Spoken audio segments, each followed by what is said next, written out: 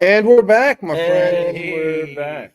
Apologize for that. And thank you, Matt, for letting us know we had no sound. I guess our mics must have died on us. Can you hear me now? Give us a thumbs up in the comments. If anybody's in there, if you can hear us, let Part us know. two of this interview. But I'm pretty sure they can hear us because I switched mics completely, and you can see it hitting right there. So I think we're good. There's no doubt. So yeah, we're good. We're up.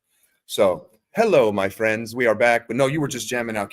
Continue. I don't know if you remember where you were at exactly, but it was really good stuff. Oh, I was talking about dealers and maintaining market share, and growing market share, and how to evaluate it in the market. And not only that, how to keep up with the ongoing new technologies that are going to be available to them that are already out there now. And there's a lot of economies of scale that are going to happen with AI and how you're going to be able to use it best to your dealership. But at the end of the day, it's still an individual talking to an individual, delivering a vehicle that is going to build a relationship. It's still going to end up being that way. And so how do you get to the end result is now going to change a little bit, but it's still all the same. In the car business, when it comes to that, I can't lose sight. But the journey is definitely changing, and the journey to the path to sale for a consumer definitely has a whole bunch of different twists and turns. Oh man, and any twist and turn they actually want now. And that's why the availability needs to be there. If they want it that way, we have to give it to them that way, And I think that's neat to the point where I think if it's going to be to the point where somebody could be playing a video game, playing something like Grand Theft Auto, for example. There's a car that pops up, they pull in a dealership, and they're going to be able to buy the car, and they're going to be able to have it delivered to their house by playing in a video game one day. You think it sounds silly? It's going to happen, and you're going to be like, "How'd that happen?" And they're going to be able to go through the whole process and be able to buy a car, and then it's virtual purchase. It's in their world, but then they actually have it in their driveway the next day. Sure. I mean, the psychology of the customer is never going to change in respect of how they go to market. You have to have some kind of awareness. You have to build some type of awareness, whether it's your store or whether it's a vehicle. So a customer has to see it somewhere, whether it's online or somewhere in his peripheral vision, and they have to then have some type of experience with it. They have to touch it, feel it, or they've got to, whatever that experience is. So you have to have an awareness.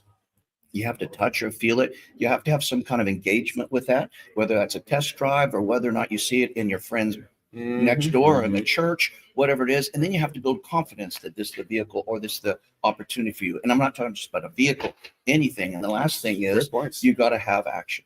Then you take action. And that's either whether I want it, I'm going to purchase it. And that's ketchup on the shelf. There's 5 different types of ketchup. Which one do you really want? And why do you pick the one that you pick? Well, you're not aware probably that Hunt's has a whole bunch of ketchups when you're a Heinz user, right? Yeah. And you have to have an awareness around it. You have to build some type of feeling that this might be good for me. So you have to engage in the product. You're going to have to taste it. You want to engage in it, and you want to build confidence. Going, we love this.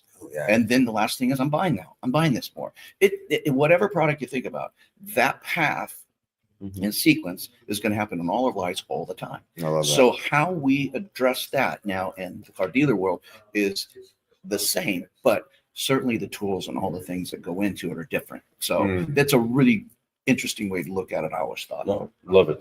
Folks, these are the conversations that are happening here at Dealer Connect. You need to make sure that you're out here. You actually need to make sure that you're reaching out to some of the people that are out here, find out what it is that they've learned while they have been seeing this event. Going forward, as we get ready to jump back into doing business, right? You're going to connect with other incredible forward-thinking minds from Drive Centric. Shout out to our friends over at Drive Centric that are making awesome things happen.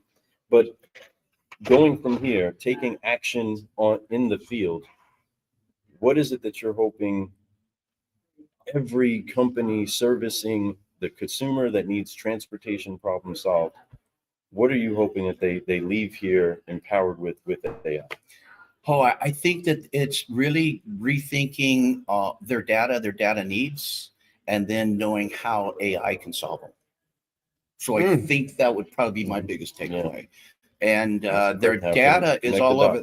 Their data is all over the place, and their data, certainly in their CRM and their DMS, really is not good data. So it really needs to be appended and cleansed. It needs to have other data to come into it so that they have conquest data, they have other data about the marketplace, and then they need AI to be able to help them decipher what messaging, where to message, and what to do and talking about the things I just talked about with the path to purchase for a customer. And I would attach Big each time. one of them on that, and then how they attack it. And at the end of the day, what is their strategy? What's their goals? Do I need bigger market share? Do I want to go into a new area in my primary market of area and concentrate more on my message? What do I want to accomplish and what's my strategy? And a lot of us just don't have great strategies. I work on 30-day cycles Yep. because I'm hero to zero after 30 That's days. crazy. But it's a 12-month time. Yeah. And you want to think longer terms than that. Way if you want to longer, grow your yes. business consistently month after month after month. And so those are the things that, we're going to have to learn better. We're going to get better at.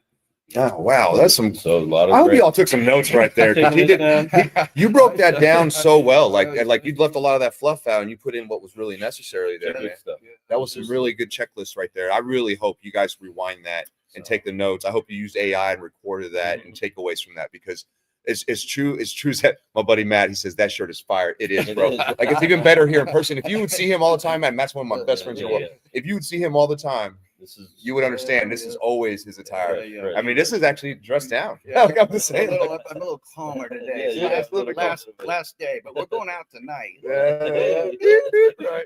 But no, really awesome stuff, man. And you really brought some awareness. And Matt, take notes on that, brother. Look inside that and really research that for you and your team, man. I promise you, you won't regret it. And with today, the technology and as fast as it is, it's easy. But if you don't know, bro, you know us. We know people. So give us a call if you need some help on that, bro. What I love about what the technology ultimately is doing, we're learning how to prompt it, right? We're learning how to tell artificial intelligence what we need. And it's reciprocated because it's then prompting us. This is what you do now. And it's giving us back exactly what we're giving it. We give it some information, and then it tells us what to do to make us better. And what you just told them to do, take that information, put it in there, and let them tell you what you got, and then make your decisions from there. I love it. You bet. So the game's the same, but certainly the methods and the environment have all changed. True. And man, it is a good place to be, whether you're in the car business or not. And it's just a privilege for me to still hang out with you guys and hang out and do these kind of things. So I appreciate you guys and what you guys do. We appreciate what you bring you. into what you bring to automotive and what you bring to your peoples and to your family. So it's Thank awesome stuff, man. thank We're you. excited. We're excited to have you on the show. Thank you so much. Thanks, Folks, man. that's Phil right there. And that's the one and the only. We're excited we had him on. Hopefully we get him on back again. I'm sure I'll see him at a bunch of other events. And when we do, we'll have another exclusive just for you guys. Take notes. Bring your notebook next time. But you guys know what we do before we get out of here. I mean, fly. fly, fly feeling with this good. guy Here we right go. there. 1, 3, forget, focus, fly. 1, 2, 3. Forgive. Focus, Fly. fly, And keep growing. Keep growing. Keep brewing solutions, everybody. Peace. We'll see you soon.